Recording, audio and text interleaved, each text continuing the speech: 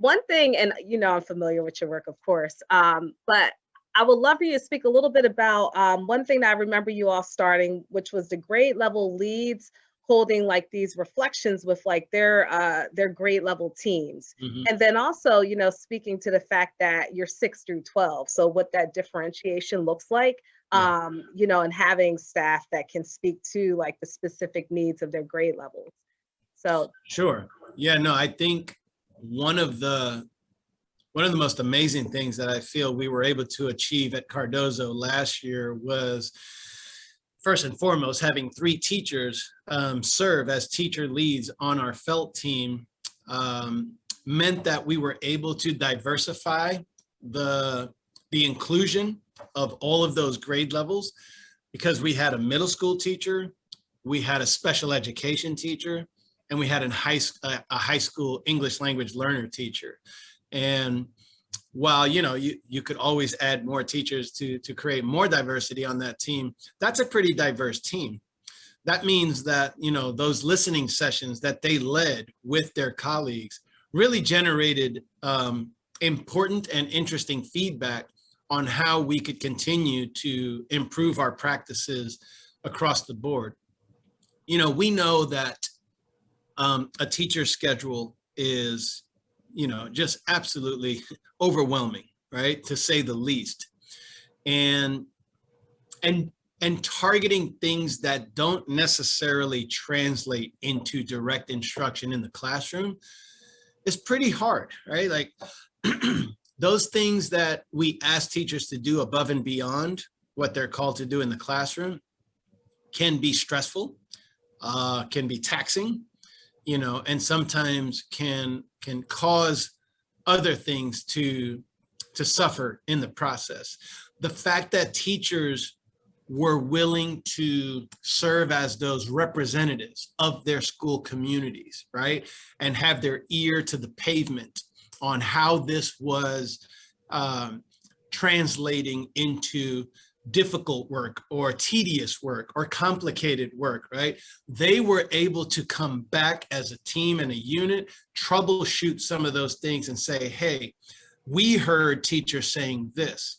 I think what we can do to help alleviate that issue or that challenge is do X, Y, and Z, right? And those were high leverage moves that I felt were instrumental, because at the end of the day, last year we added more parent-teacher conferences to the calendar, because DC Public Schools had 2 on the calendar. We ended up accomplishing 4 parent-teacher conferences, so even one more than a regular year would have. And that all came driven from what teachers gleaned from their colleagues as members of the felt team.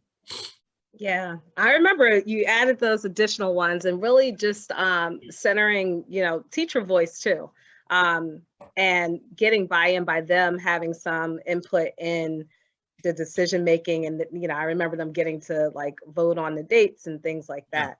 And we weren't sure how they were going to respond to that, right? Like we had some moments where we were concerned, we didn't know what the response was going to be, like pushback and stuff like that. And I was really pleasantly surprised to see that collectively as a school community, we had an overwhelming response in favor of conducting more family engagement touch points. And that was great. And that was all led by those teacher leads. Yeah. And just curious with that, because yeah, you're right. There was more people were interested in having more touch points with students and more touch points with families. Mm-hmm. And you all even did something innovative with having like the student teacher conferences to support students and being able to play those 5 roles for themselves. Right. I guess like what factors do you think contributed to your staff and your teachers being so like enthusiastic to add 2 additional conferences beyond what the district said?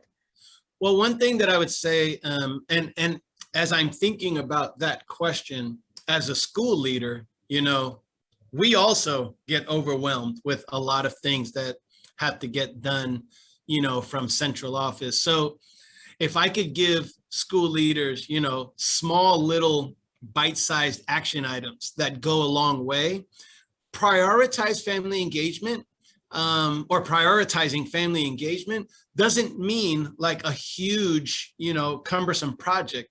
It means simply adding 5 minutes to your all staff meeting agenda, right? And having like, family engagement minutes, right? And like some of our teams call it Family 5, right? Where they take a few minutes just to talk about family engagement in each of their team meetings. Well, we do it as a whole staff. And we update on where we are with events coming up. We update them on the upcoming parent-teacher conference.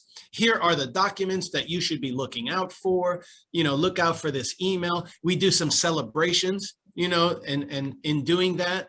And on a couple of occasions, we actually held a staff-wide PD in which actual parents of our students spoke about what they considered, really helpful from teachers. And also they got a chance to raise up some of their concerns and challenges.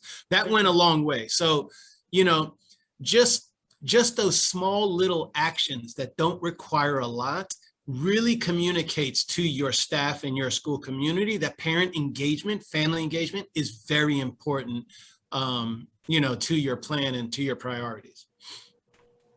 So I know you have the long-term, like you see the long-term vision. You've been in this before. You've been part of a graduated school.